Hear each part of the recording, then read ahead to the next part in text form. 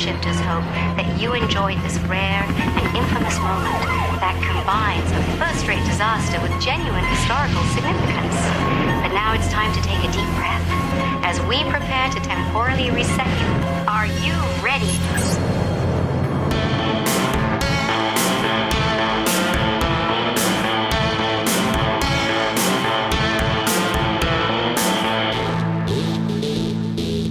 Everyone, this is Christopher, and I'd like to welcome you to the Time Shifters podcast. On this show, Tom and I dive into movies and TV, mostly in the sci-fi, fantasy, and horror genres, and share our thoughts, give our reviews, and definitely go down a few rabbit holes or two. So let's get things started. Tom, how are you doing today? It's a wild and crazy time. Appliances breaking, school starting. Medical things happening. It's a whirlwind. How about you?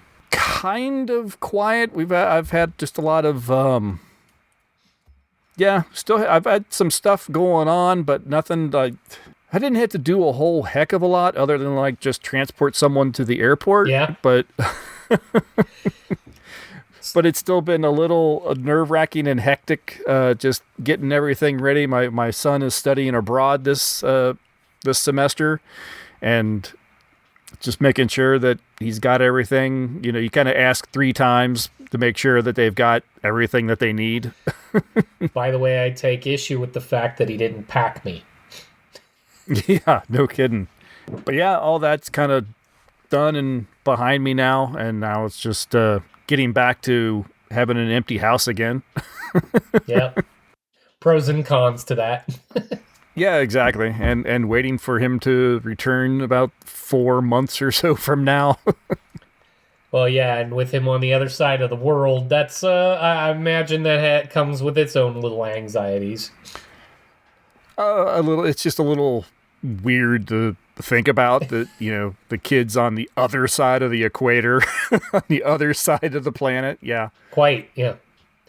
Yeah, both up and down and side to side. Yeah. But, other than that, not a whole heck of a lot been going on for myself. It's been pretty quiet, no disasters or anything, which has been nice. It is amazing, though, since I mentioned appliances. First off, I really hate that they don't last anymore, especially since mine only lasted 3 years.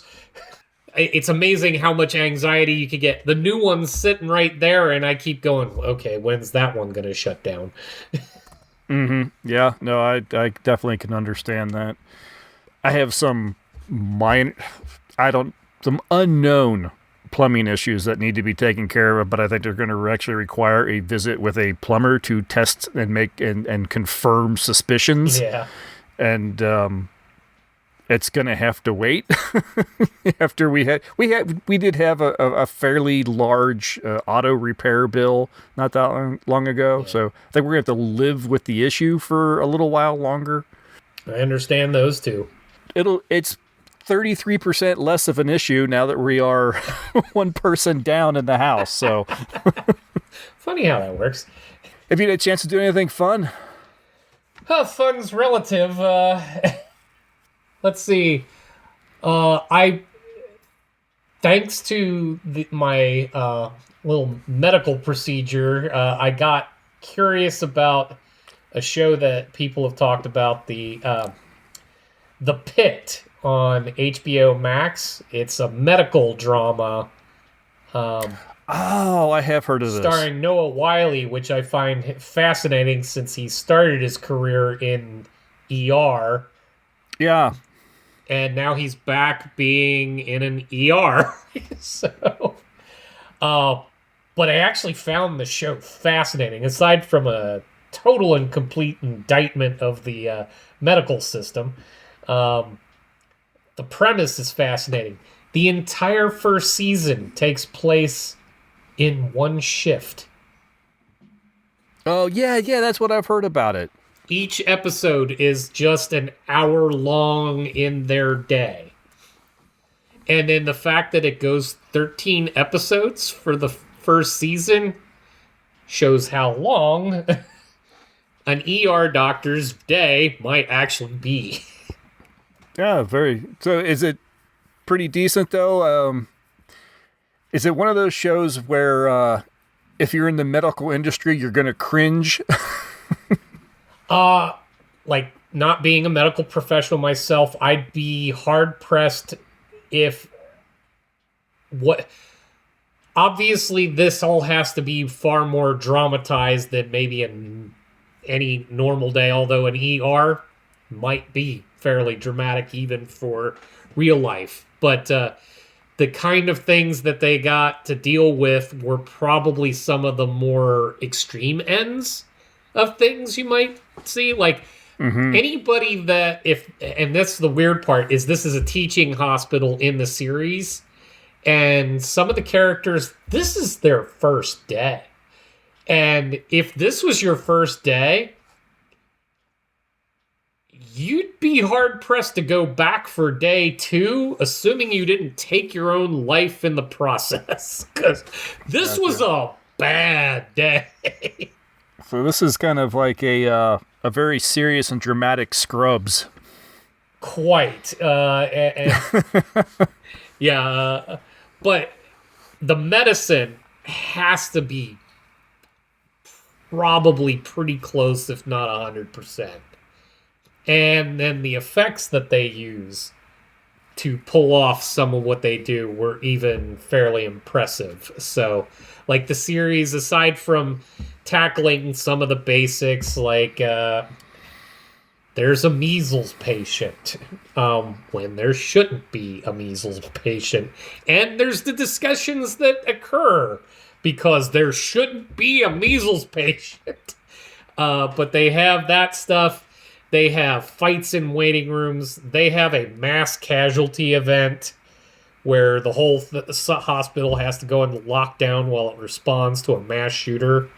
And then the people that they're wheeling in and the kind of wounds that people show up with are impressive from a special effects standpoint all unto themselves. So watching this was intense. The acting's amazing. The story's really good. And it's starting its second season. It already had its first episode come out this past week. I'm probably going to wait until I can binge it all the way through, because it is the kind of show that, because if second season goes the way they did the first season and it's just the hours of a day, you will be completely aggravated at the end of an episode if you can't start the next one.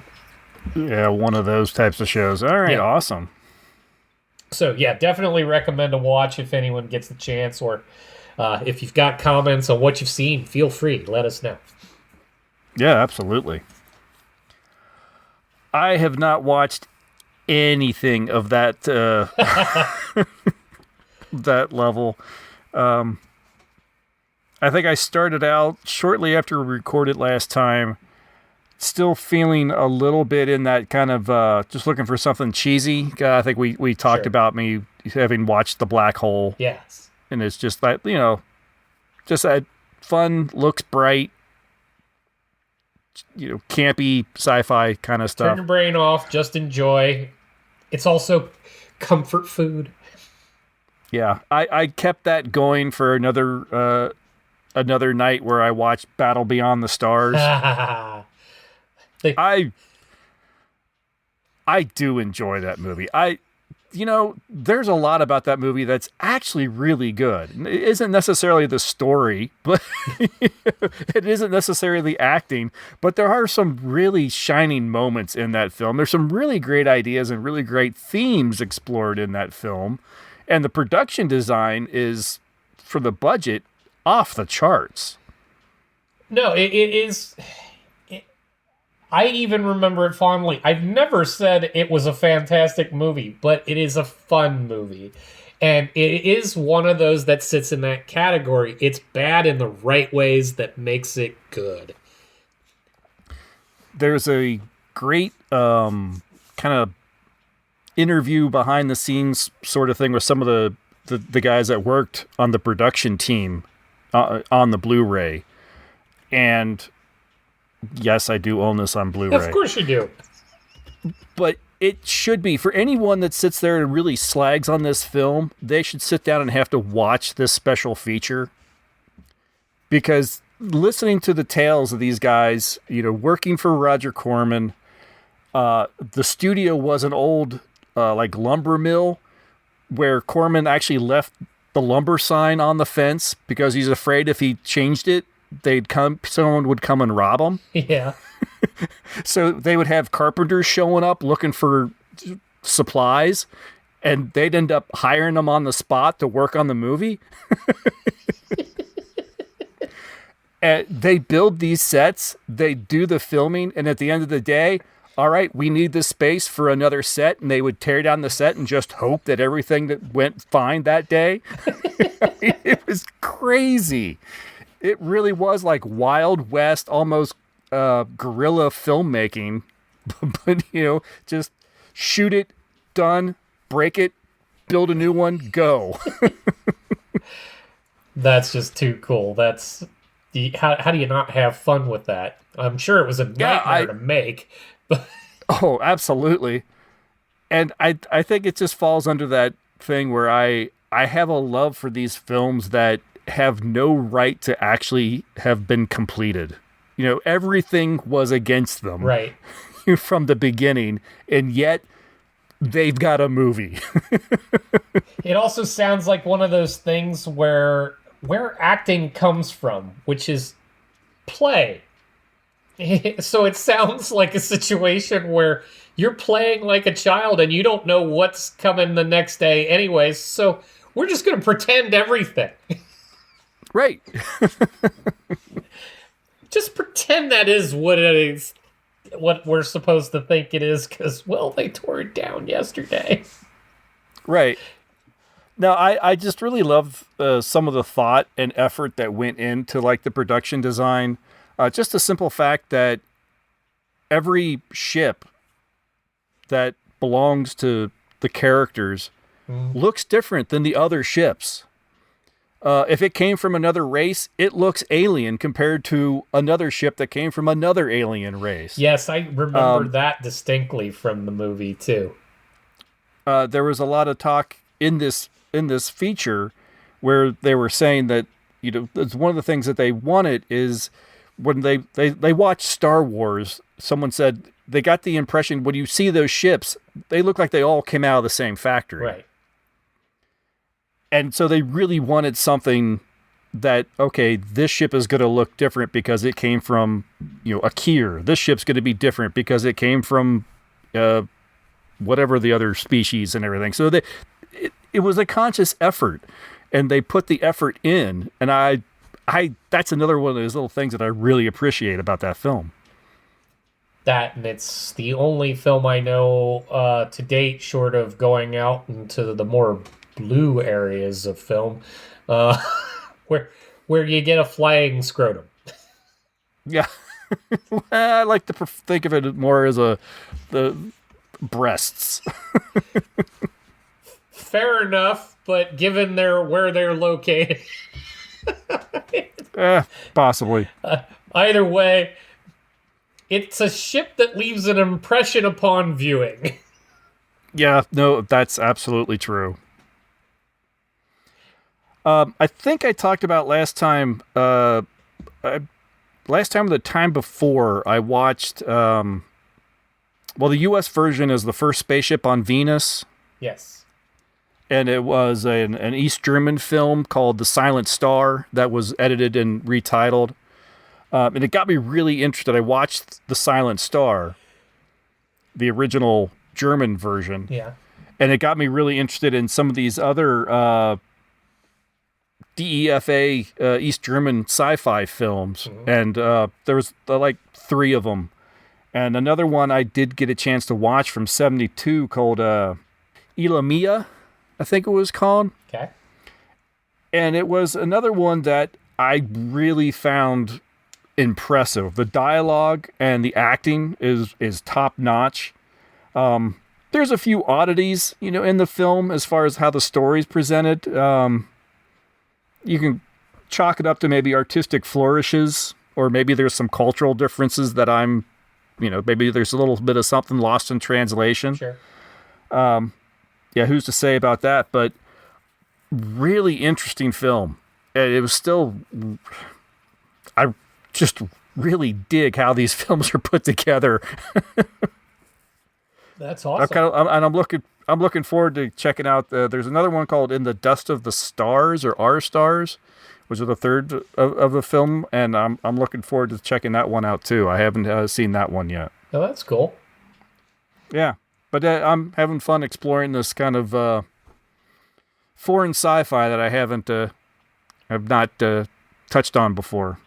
And it's always nice to get some other perspective. Not everything needs to be U.S. born to be good.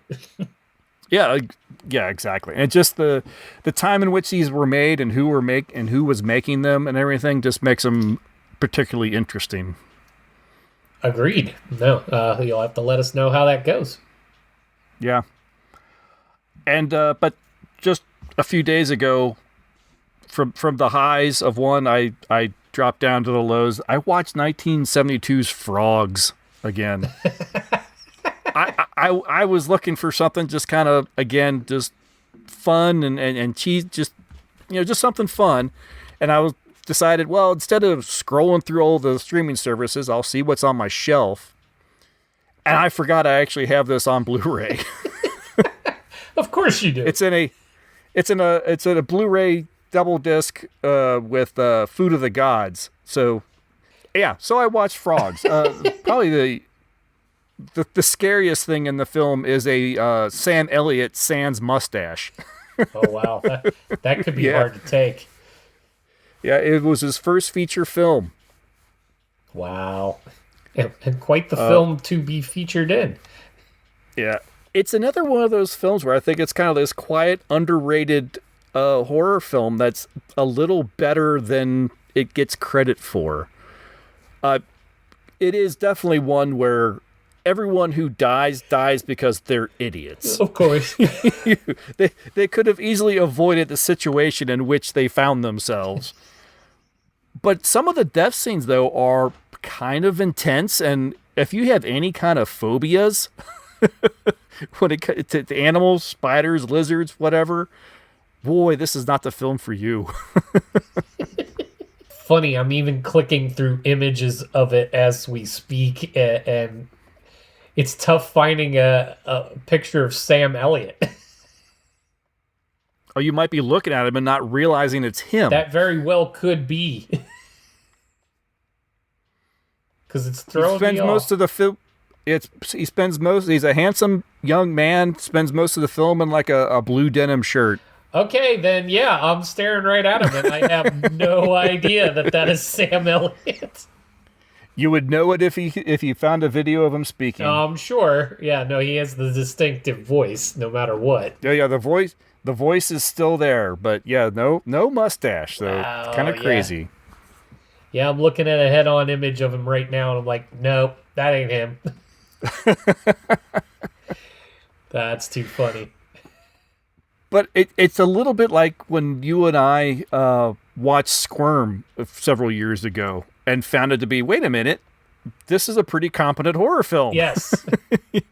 That's a little bit of how I found Frogs. It maybe not as competent because, like I said, the people lead themselves to their own destructions in many cases. But it is a little eerie and uncomfortable at times. That's pretty cool. Oh, those are the fun ones anyway. The unsuspecting ones. Yeah, absolutely. And especially ones where you've not watched it in ages. Well, the 70s was prone to all these creature horror films that were completely absurd. There's no reason you should be in any kind of danger whatsoever, but they managed to make it real enough. Yeah. No, I really enjoy the nature run amok films. Yes. And there are many, and some are taken a little bit more seriously than others, for sure. You can thank Jaws for a lot of them. In this case, like this, that'd predate that. Yeah, that's true. So, no, because the 70s was rife with all of those. So, it's always fun to catch up on them. But yeah, I think that's all I've been up to. But I've had fun. It's even if the films aren't award-winning quality or anything, I've been watching a lot of fun films. Yeah, award-winning can be good, but not always necessarily the mark of a good time. Because that's the thing, even about what I watched. It may be impressive. It's not fun, per se. Because you can enjoy it, but I didn't leave it going all warm and tingly. Right. Like, it wasn't feel good. It was more like, okay, very impressive, nicely done. Now I definitely don't ever want to go to a hospital. And speaking of good times, I think maybe we should take a break. Yep. And then when we get back, we're going to talk about 1985's Brazil.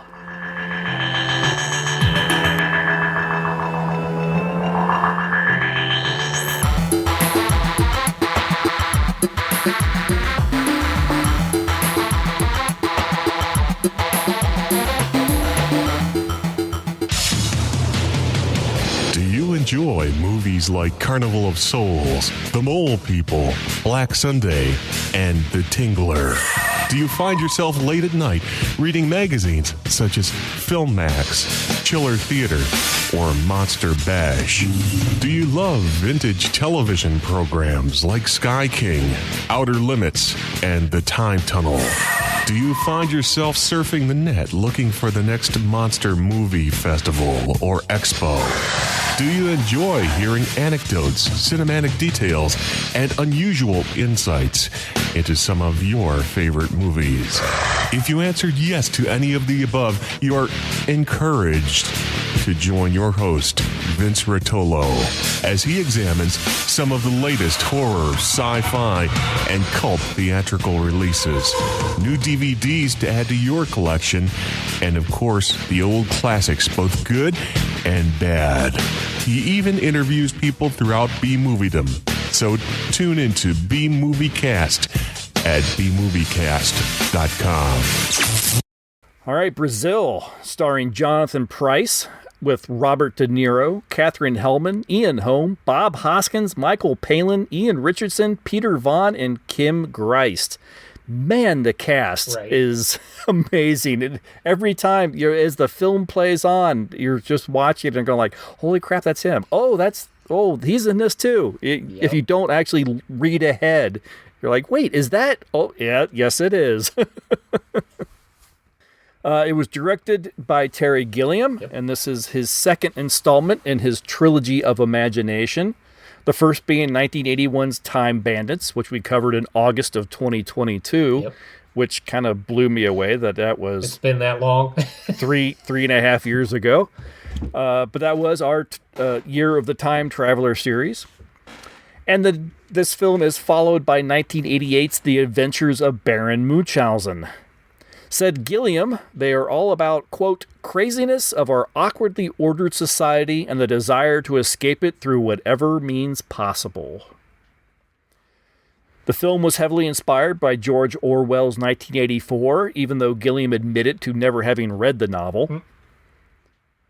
The film follows a low-level government official, Sam Lowry, who claims to aspire to nothing more than his menial work at the Ministry of Information, and frequently turns down any promotions offered to him, much to the chagrin of his socialite mother and much to the relief of his boss, Mr. Kurtzman. When a literal bug gets into the system, causing an Archibald Buttle to be detained for questioning rather than a suspected terrorist, Archibald Tuttle, issues begin to arise in the system, including the death of Buttle during questioning. Lowry tries to help his boss smooth out the complications by delivering a refund check to the widow, and while visiting, he discovers a woman that has been in his dreams of him being a flying winged warrior trying to free a beautiful damsel in distress living upstairs. His fantasies and his reality begin to collide as he finds himself trying to protect his dream girl from the system he's been a part of his entire life. I questioned whether I had seen this film at all in the past. That would be a hearty no. I think I've seen clips and scenes. Yeah. I definitely remember like his office after he finally accepts the promotion into the the information bureau or whatever. Yeah. And the desk that's shared between in between the wall. I remember that, but I didn't remember anything else about this film. So I'm gonna say I've not watched this before. The interesting thing is I know that I did. I would have been a teenager when I saw it. And I remember being so taken by his fantasy life and the scenes from that I barely remember that there's an actual story to be told. Because I remember the winged stuff, the angel stuff, the fighting with the Chinese warrior kind of thing. I remember all of that stuff, and I remember some of the world. I remember all the duct work and the large buildings with no windows, and some of the explosion scenes and all that. But yeah, as far as gluing it all together into this is kind of sort of a whodunit, except for the who in this case is the system in which they live. Right. Production design of this, the world and the universe that they created for this film, for one thing, it is unbelievably... It's so huge. Yes.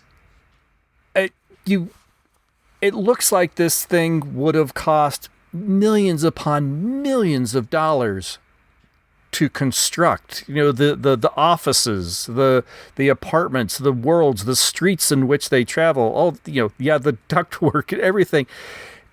I expected a little bit more of almost kind of like guerrilla filmmaking, Terry Gilliam kind of doing this thing on his own. I know this was a studio production, but I had no idea that this was a studio production. Right. Yes. Yeah. No. Yeah. You envision scenarios of using empty warehouses that have just been kind of refitted with some plywood sets, or an old office building or something like. No. These are almost built to scale. They're lived in. I mean, even the spots where there's effects that go in, like when Tuttle zip lines down to another building and out of the scene, it looks like he's really doing that. Yeah, the effects are impressive as all get out there. And during the fantasy scene, when Lowry is in his winged warrior and he's trying to get to the girl who's been captured, and suddenly the buildings effectively are coming up out of the ground and everything. I mean, that's miniature work worthy of like Toho in their golden days. Right. Yeah. No. And since this is a fantasy world, the fact that they're clearly miniatures that are supposed to be giant, but given that this is a dream state, the look is perfect for the moment. Yeah. Oh, well, absolutely. I was amazed at how realistic it looked, even though they could have scaled it back and skimped a little bit because this is quote unquote dream world. Sure. It didn't look like they held back at all. I mean, it looked like you had multi-hundreds of stories worth of buildings jutting up out of the ground.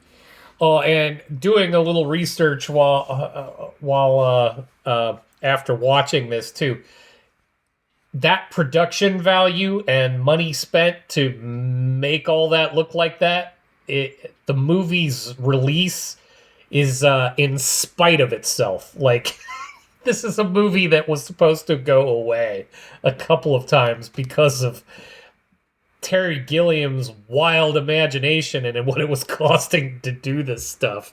It should have never made the light of day, apparently, but it did. It did, and in fact, it made the light of day like in 3 different versions over its life. I think there was. I think they kind of had they had a version for like European audiences. Yep. There was a version that was edited for television. Yep. And then I'm curious what version you watched in this film. I was able to pick up a Criterion release of the Brazil, the final cut. So this is like the final one oversaw by Gilliam himself as being like the definitive version. Oh, that's crazy. In which case, I have no idea which one I watched. There was, I think the TV version has what they call the Love Conquers All ending. Okay.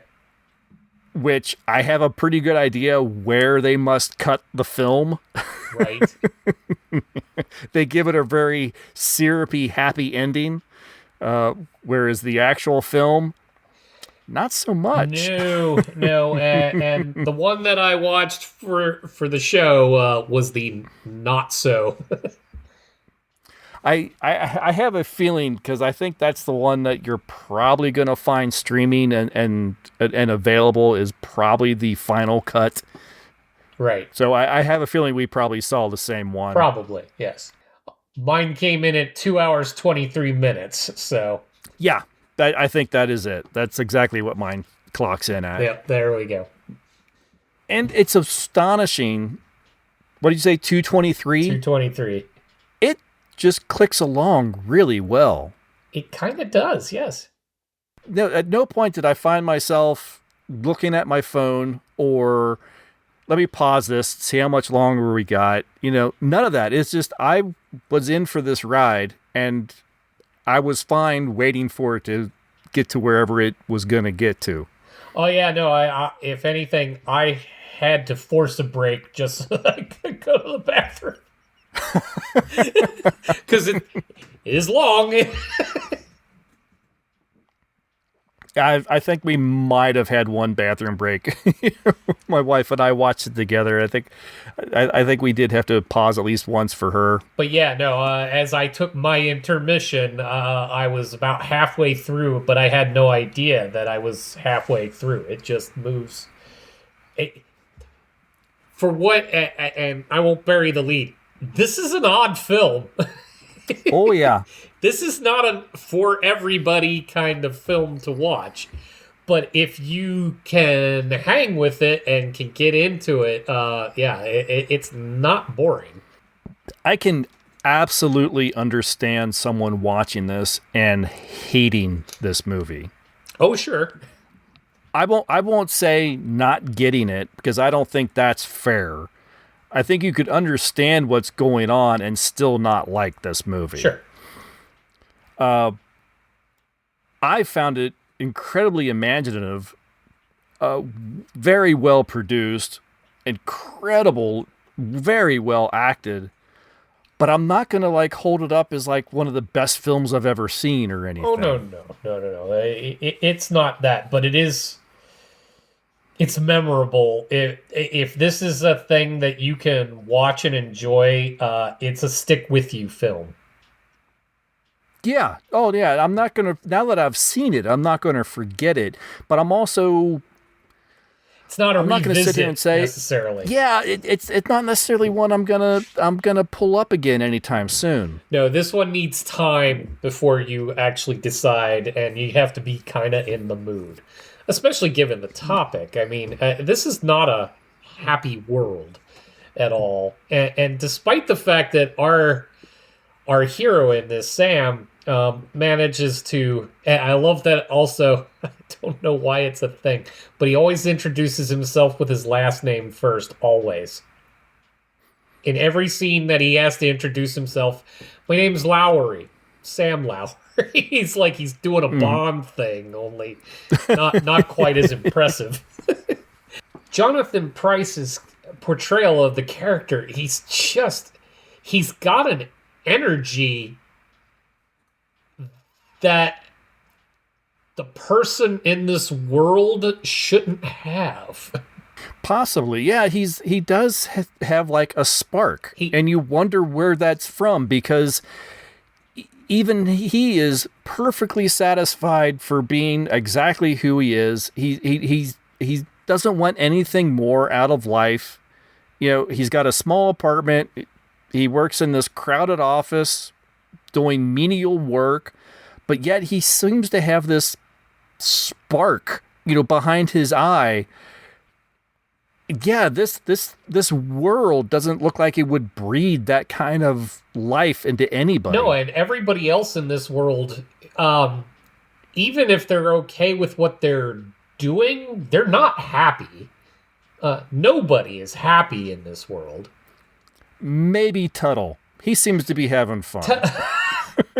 Fair. That is an absolutely fair statement because he seems unbothered by everything.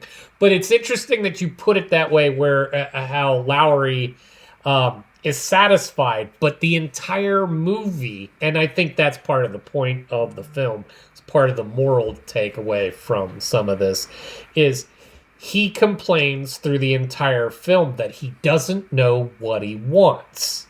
He doesn't have the answer to what he should think, what he should feel, what he should do. But by not having that, he's finding an energy that nobody else seems to have. And part of that is all fueled by his fantasy life. And when the two finally cross in some manner, that ignites him even more. He's now no longer doing anything that makes sense in the world that he lives in, because he is pouring everything in on this woman that he's met, who has no idea who he is or why she should give a damn. In fact, he's an irritant to her almost immediately, but he is all in on pursuing whatever the heck, wherever this is going to go, whatever it's going to do. I'm in love with you. I don't even know why, but I'm going to do whatever it takes to be around you. Even getting her into an immense amount of trouble, which she didn't ask for. She didn't, the issues, the big problems in this film are caused by him. Right.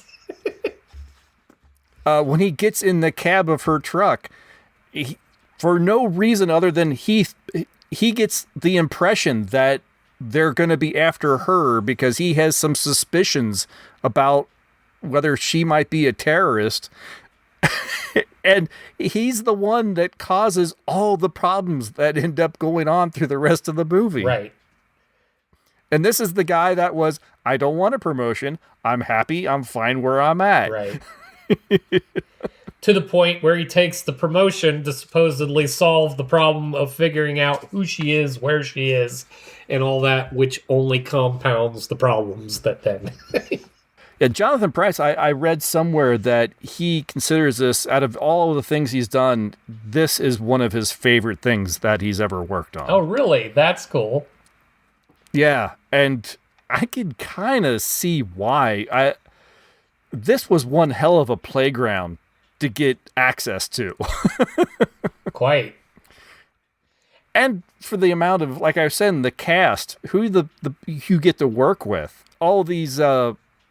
working for Terry Gilliam, working with Ian Holm, working with Michael Palin, Robert De Niro. That's not a bad gig. No, not at all. Katherine Hellman as his mother. Yes. Yes. And the things she would put herself through, or things that she would wear, and her presence in all of this, that had to be quite the ride, too.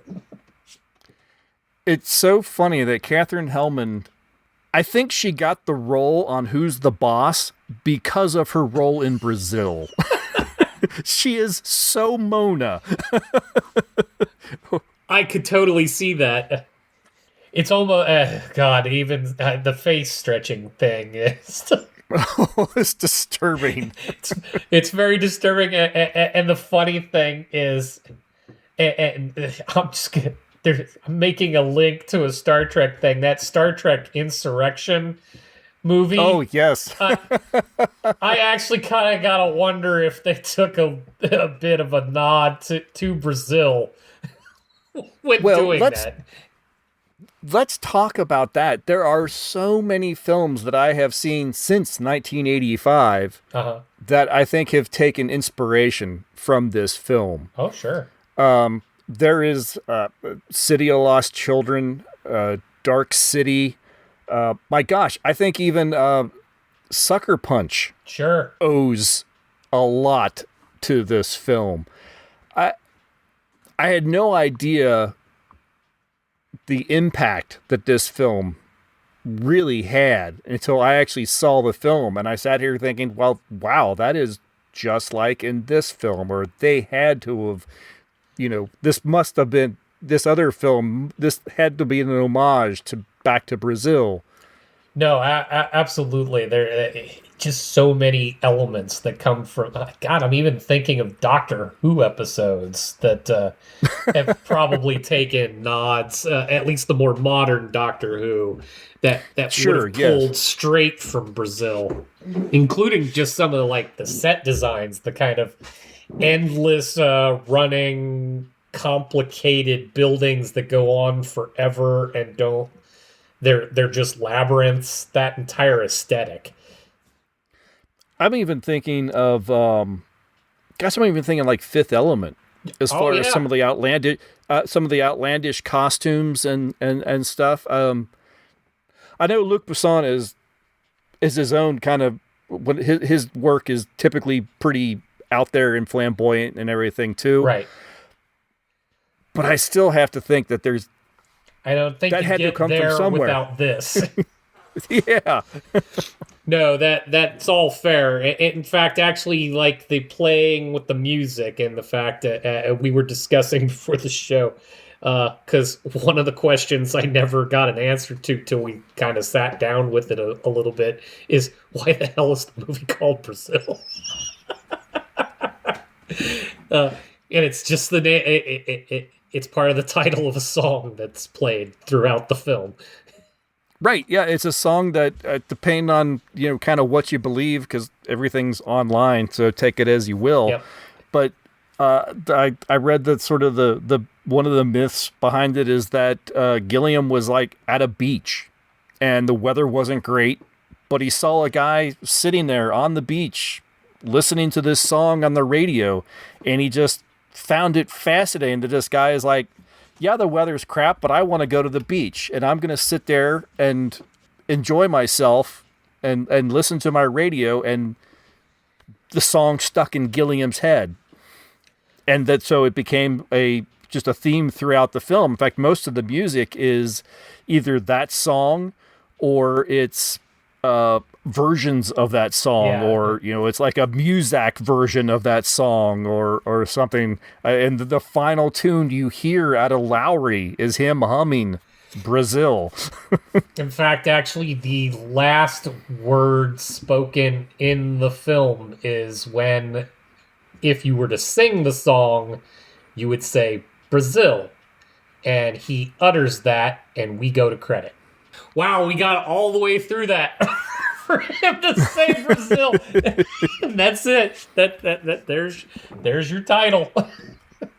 And what an ending, honestly. And well, in that ending, that's where I was saying where like Sucker Punch takes a lot from Brazil, just in that same type of conclusion. I'm constantly taken by the end of the film, not the specific end, but essentially. The movie ends earlier, and we're in what essentially becomes this weird fever dream where you don't know which reality you're in until we get to that final scene where Jack and the one guy that helped him get the job in the first place wander off, and he is just lobotomized in a chair. Yeah, it begins to me. It almost makes you question how much of this film took place, was quote unquote. Yeah, how much of this film was really the real world. We get an idea. We can assume. One guess would be, oh, it starts going off the rails, and this is all fantasy when he's in the chair and he imagines himself escaping. Sure. But I'm not sure. I think we could take it even further back. The reason that he acts very much like one might act in a dream, where you don't do reasonable things because it's a dream. You could take this almost entire film and say, nope, this is all in his head. Right. Which is probably one of the things that would be aggravating to many audience members is, did I see what I saw? Do I know what I saw? Do I understand what I saw? And there are people that don't like to sit with that question. And I think the best part of this film is there isn't a right answer. No, I think, or they're all right answers. Right. No, but yes, no, you're very well, it's very possible that by the time we get to the middle of the said movie, everything is just in his head. Yeah, because we are following what would be considered an unreliable narrator. Correct. Very creative, very imaginative, just one of the most interesting and yet weirdest things I think I've ever watched. I'm not trying to pair everything with the way our world is today, but it was hitting a little hard. You'd run into those situations where the quote-unquote terrorists attack, and it's even more surreal then. Explosions go off, and nobody moves. Nobody, unless you're injured, everybody carries on with their day as if nothing had happened at all. I love the restaurant. The entire kitchen has exploded, and everyone is there. There's a whole crowd of people that are injured and everything, and the maitre d's and waiters are just putting up.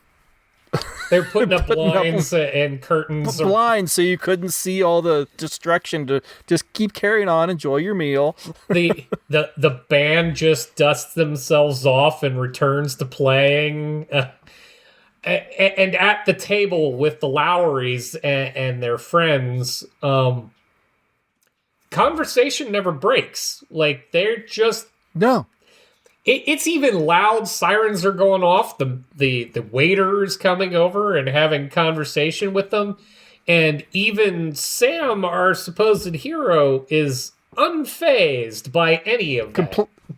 Complaining about how his steak isn't rare. Yeah, and the food. Wow. I had forgotten that part of the film.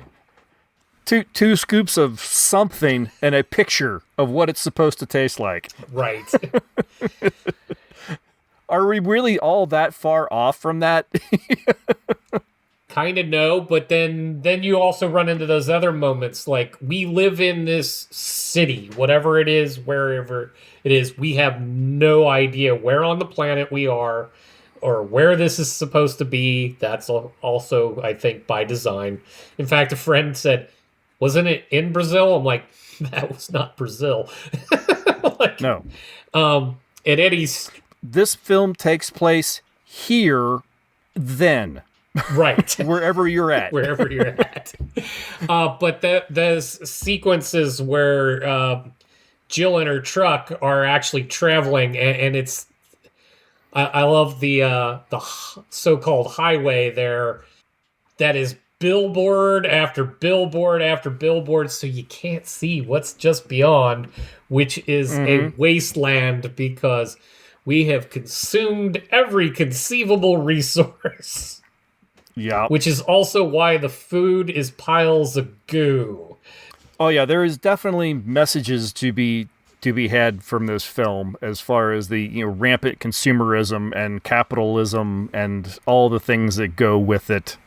There is definitely the haves and the have-nots, and there's nothing in between. Right, and what's funny is they still managed to make it so that even if you're a have, you don't want it. Like, there's nothing about what the haves have that is good. Like, Well, you can get those nice custom decorated ducks.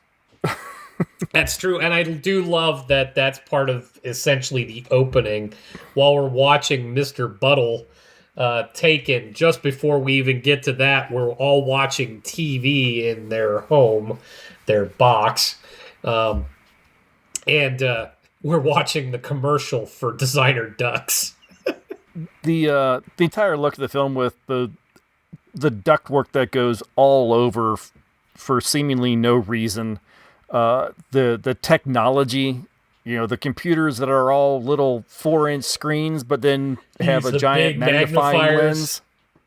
Yes, that are all connected to like a typewriter keyboard. So it's very kind of almost steampunkish. Now I can add another film that may have taken a nod or two. Wall-E. The robot Wall-E, aside from living in the wasteland, which would have been just outside of the said city, Right. when he went to watch the movie that he watched in his little truck, he used a magnifier to make the image bigger. like, damn, that's right out of that. Yep, nope, I would not be surprised. I got the briefest bit of social media on this one. Yeah. Over on Facebook, Barry Wurst, friend and part of the Maui Film Critic, and also host of I Married a Film Critic podcast, which is a lot of fun. Yeah. Definitely go and check that out. He said that this is the best film of 1985. I used to watch it every year when I'd teach Hollywood history. The ending still makes me weep. Yeah. And Ruby Gallinati chimes in with, so messy, so good.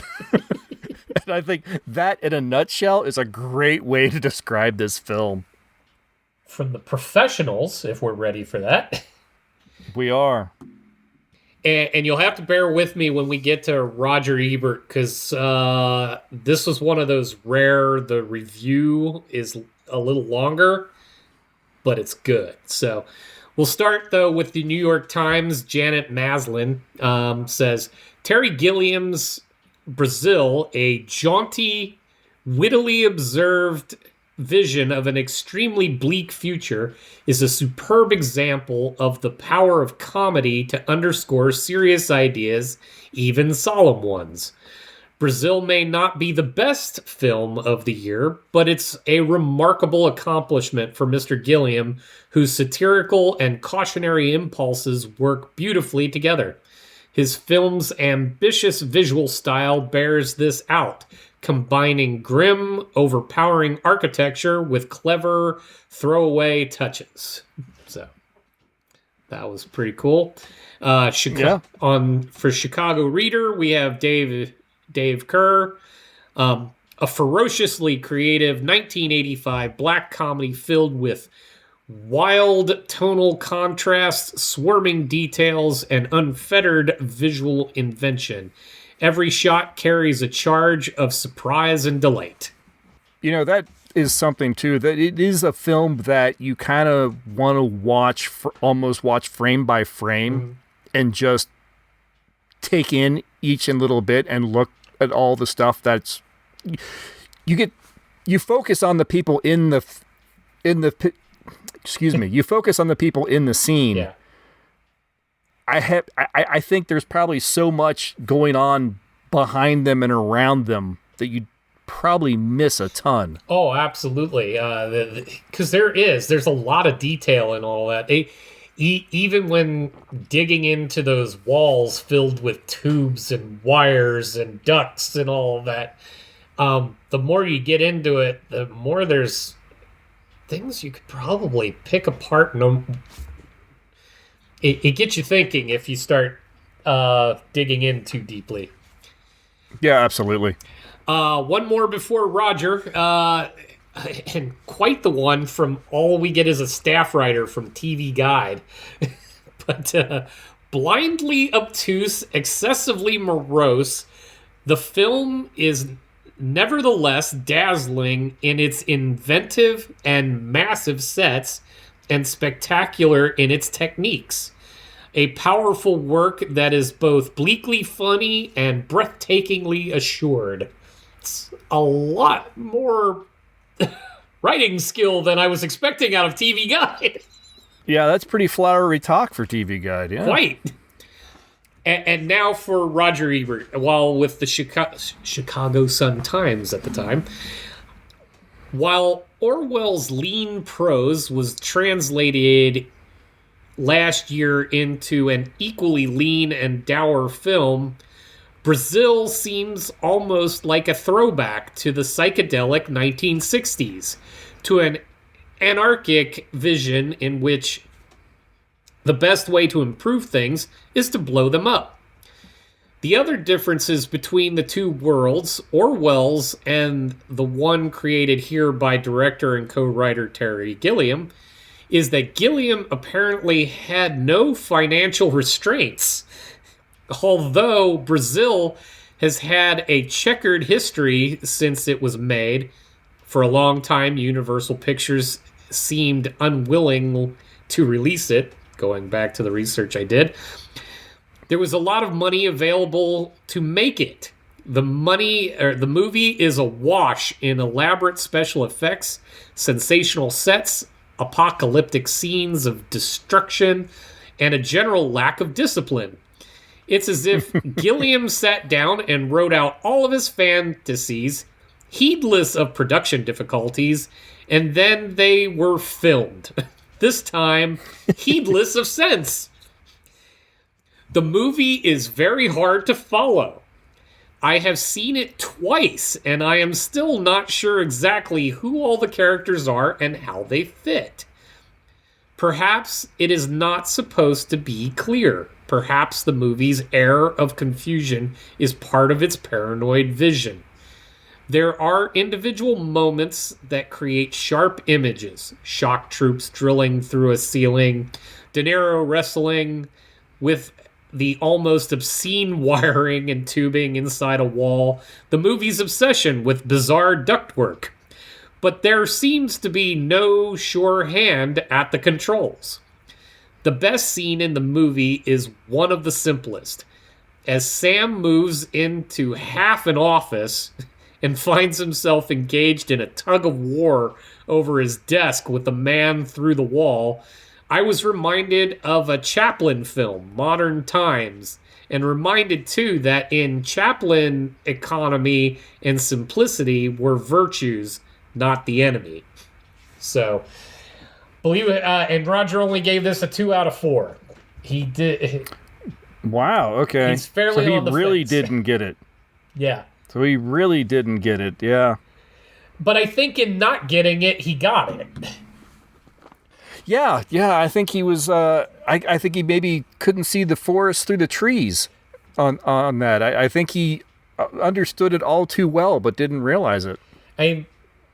Part of the point, I think, of this is that it is a confusing and deeply bureaucratic and terrible world, and the fantasy that you bring to it creates the light, and when it blurs is how you get through your day. And who of us haven't been in a situation and or job and or whatever that you had to just mindlessly do, and if you didn't let your mind wander as you did it, you'd have lost your mind in the process. You'd absolutely go insane. Yeah, I've definitely been in that position. So Brazil is that on screen. Yeah. Well, and that definitely fits in with what Gilliam was talking about with his trilogy of imagination, where Time Bandits was definitely kind of a fantasy through the eyes of a child. Yeah. And these are, this is fantasy through the eyes of like a middle-aged man. Correct. Yes. And in this case, how fantasy sustains him, because he remained a fairly, even with when he thought he was fighting the good fight, he was a pretty upbeat guy, despite the fact that the world wouldn't let you be. So, even in whatever we saw, whether it be death or just lobotomized, he was still kind of happy. Yeah. Because he No, was living the was- life he wanted to live, whether or not you were going to let him.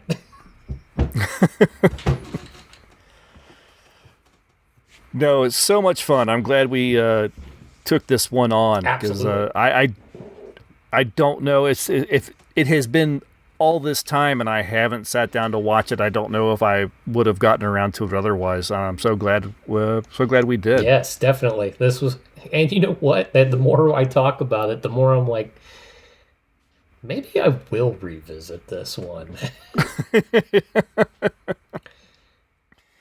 Maybe now that I've seen it all in one go, this might be a film where I could see myself sitting down and watching a half an hour. Yeah, watching sort of like a chapter. Yes, of if it. you reduced it to chapters, then that way you could bite it off in a way where you can also, I'll pay more attention to the background, the scenery, the bit parts that are playing around that are almost as important as the ones that are presenting the story. All right. Well, anything else you wanted to say about Brazil? No, I think that will do for tonight. Excellent. All right. Well, next time we are going to the opposite end of this spectrum. We're going to kind of dive back into one of our MST3K Unriffed episodes. We've decided to watch Warrior of the Lost World from 1983. It's, you know, the one with the paper chase guy. And the bald chick from Star Trek. Except she's got hair. Except she's got hair. It actually almost ruins it. So please come back for that one. Until then, I want to thank everyone for listening to the Time Shifters podcast. We'd love to hear your thoughts on this episode, whether it's feedback, questions, or just something you want to share. So make sure and fill out your Form 27B/6 and drop a comment on any of our social media posts. Just follow the link in the show notes or head to timeshifterspodcast.com. If you've got a moment and the thought police aren't on your back, please consider leaving a rating or review. It really helps more people discover the show, and who knows, they might go to Brazil, become time shifters too. If you're feeling extra generous and perhaps you're a member of the Consumers for Christ, you could toss a little support our way by going to Ko-fi.com/TSPOE podcasts and donate there. Every bit goes towards web hosting and production costs. This show will always be free for you. It will never be behind any paywalls, but any help is truly appreciated. Or if you'd rather something cool for your support, I don't know, like something to really dress up that ductwork. Check out our merch at TeePublic or Dashery. I'm sure your ducks would look wonderful in a t-shirt. Links are in the show notes and on our site. You'll be helping us out and supporting some awesome independent artists at the same time. That's going to do it for this episode. Thanks again, everyone. We'll catch you next time. Bye. See ya! Brazil, where hearts were entertaining June. We stood beneath an amber moon and softly murmured, someday soon. We kissed. Central Services. We do the work, you do the pleasure. Hi there. I want to talk to you about ducts. Do your ducts seem old-fashioned, out of date? Central Services' new duct designs are now available in hundreds of different colors to suit your individual taste. Hurry now, while stocks last, to your nearest Central Services showroom. Designer colors to suit your demanding taste.